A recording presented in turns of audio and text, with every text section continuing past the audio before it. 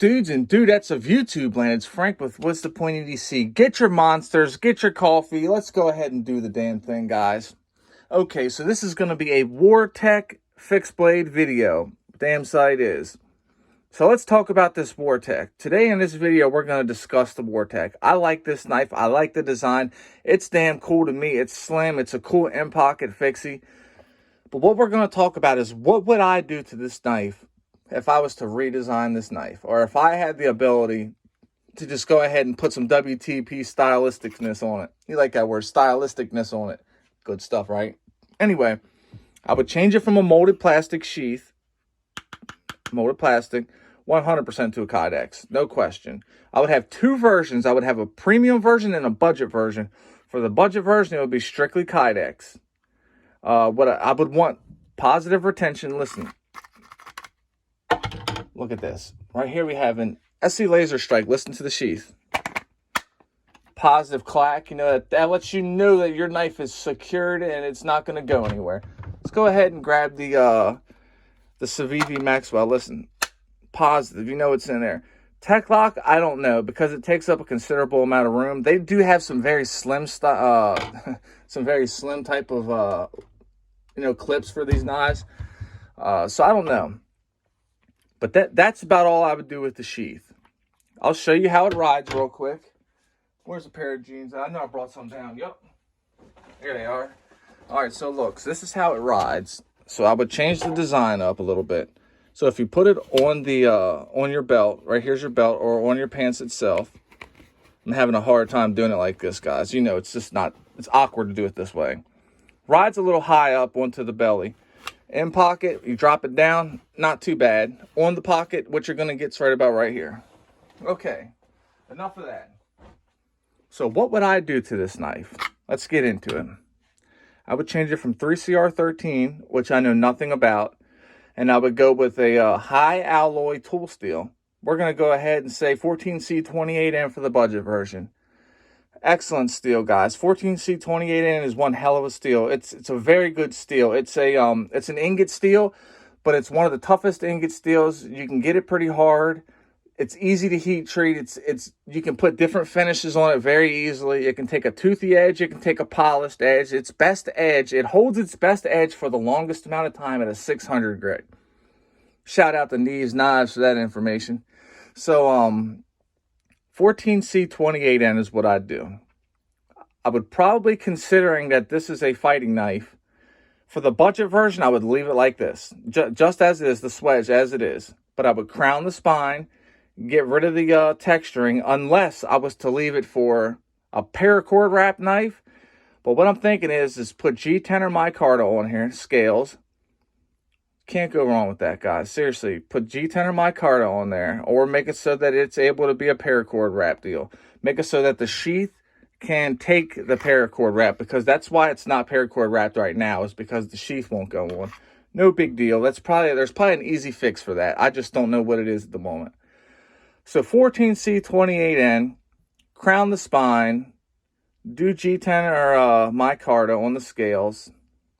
Might leave the fuller here, might add another one on this side, might take it off. I don't know.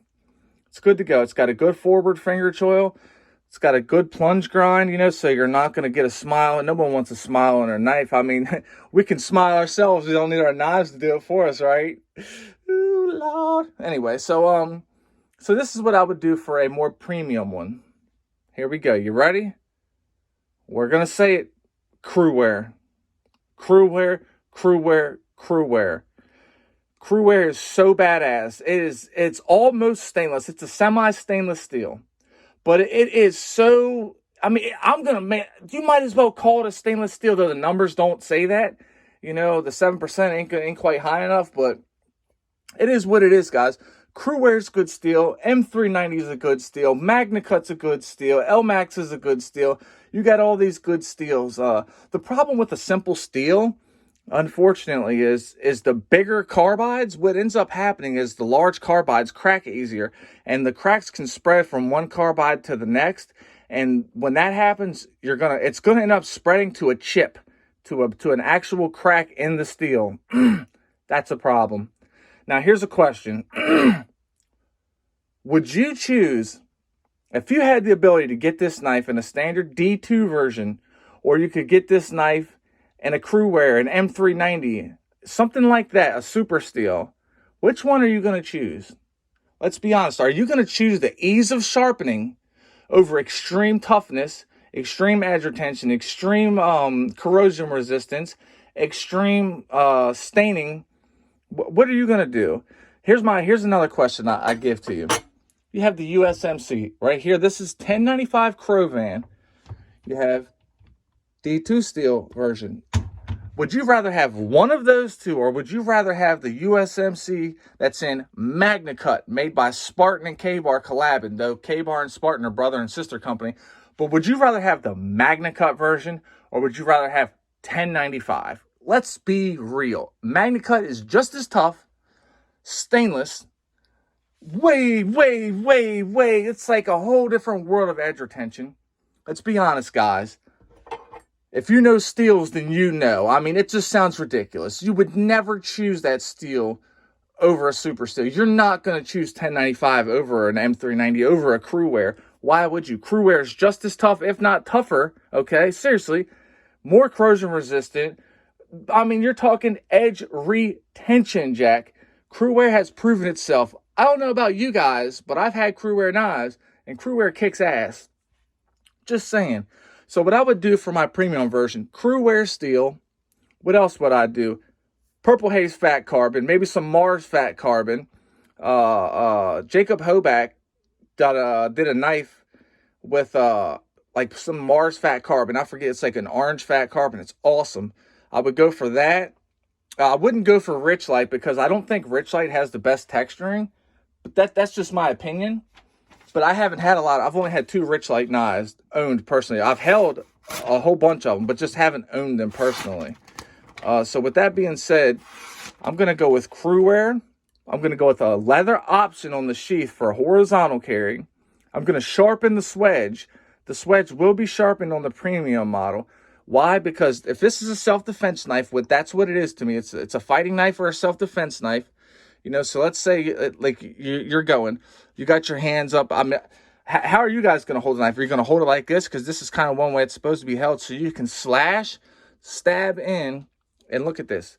Being that it's got a really sweeping trailing point, Persianish, what happens? Let's say, look, see how it just traps. You see what I'm saying? Once it gets here, it's just pulling. I mean, it's going to tear stuff up. You got forward and reverse slash capabilities. And you're going to do some serious wicked damage. I would crown the spine all day long. Like, they did a good job with this. There's no sharp spots or anything, but it's not crowned. You know what I'm saying? There's just a slight difference. So with that being said, guys, you know what I'm doing. Crewwearing it. We're going to go ahead and fat carbon this thing. We're going to make it nice, guys. That's what I would do. Let's be honest, guys. Super steel for the win. It really is for the win. Is that ease of sharpening that important? Because there's tougher steels out there than 1095 all day long. You got 3V, for example. Crewwear is just as tough as 3V, but has 30% more edge retention. I mean, that's fucking serious. Excuse my language, guys. I'm just saying, think about it, though. Why would you pick a simple steel if you didn't have to? If you have the budget to get the premium stuff, if you get premium steel, you get premium results. I'm just saying. If you're going to go out 4-wheel drive, and you wouldn't take a 2-wheel drive Ranger, would you? You get you a nice Ford F-250 4-wheel drive, you know what I mean? Big motor, lots of torque, you know, sitting up a little higher. You get the right tool for the right job. Now, maybe you don't care about a lot of edge retention. Maybe you just want something that's so easy to sharpen, you can just grab a freaking rock off the river and just put you an edge on it. Maybe that's the case. But let's say you have a survival situation. That's not going to last you 3 days. It's just not. My 1095 Crovan stuff, it's still sharp, but it's just not on the level of what these super steels would do, or even what 14C28N would do. So that's why I would go with 14C28N on the budget version of this right here, because 14C stainless, it's proven itself. I have done corrosion tests on it. See, that's the stuff I do here. I don't just do hard use demonstrations. I don't just do tabletop stuff, and I don't just give you my opinion or get in my feelings and tell you whatever. I don't do that, guys. I give you guys factual stuff. I do the testing. I have knowledge, and I give it to you guys how it is with no fluff. That's what you get here. What's the point, EDC? And y'all have probably come to know that already. Seriously. So this knife reminds me of two things. It reminds me of, it's giving me TKL vibes, and it's also looks a little bit from here. I'm just saying the karambit circle is what it reminds me of. The Lion Steel H1 Skinner. It will be coming back to the channel. I'm just gonna a buddy of mine. I sold it to a buddy of mine, and I'm just gonna buy it back off of him because I honestly miss the knife. It's that damn cool. I really do. I miss it. I like these karambit circle style knives. It really does something for me. There's actually a few companies that make really good karambit circled knives like this right here. This is good for EDC tasks all day long, guys. This thing's got an edge on it. Warteck did a very good job with this, and for the price, you can't beat it. It's 3R13C MOV. Is that what it is? 3CR13. I mean, I don't know anything about 3CR, so I can't tell you if it's... I know it's got some stainless properties to it, so I don't know if it's a fully stainless steel. Now, here's something I want to say. Listen to the word. Stainless. It doesn't say stain proof. Stainless. I think people, sometimes people forget that it doesn't say stain proof. It says stainless steel. So there's going to be some corrosion possibilities. I mean, that's just a fact. But, yeah, that's what it is. I just looked at the time. 12 minutes. Wow. I'm going to go ahead and cut this off, guys. I brought y'all some sharp knives. I brought y'all some good vibes. I hope everybody's having a great day.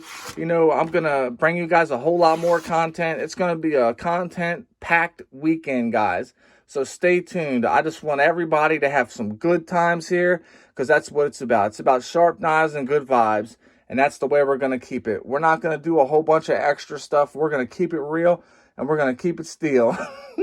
I'm just saying dumb stuff, guys. Come on now. Lighten up. Let's put a smile on our faces. It's Friday. You know what I mean? Come on now. We can be serious at work. We're not at work right now. And if you are, it's okay. I'm not going to say nothing. All right, everybody. Sharp knives and good vibes. Take it easy. This is Frank with What's the Point EDC. If you're an addict, never quit quitting. Stay strong and live long. Get the help you truly deserve so you can live your best life. If you're struggling with bad thoughts, please reach out and talk to somebody. Help is close, and it is okay. It doesn't end this way, it begins this way.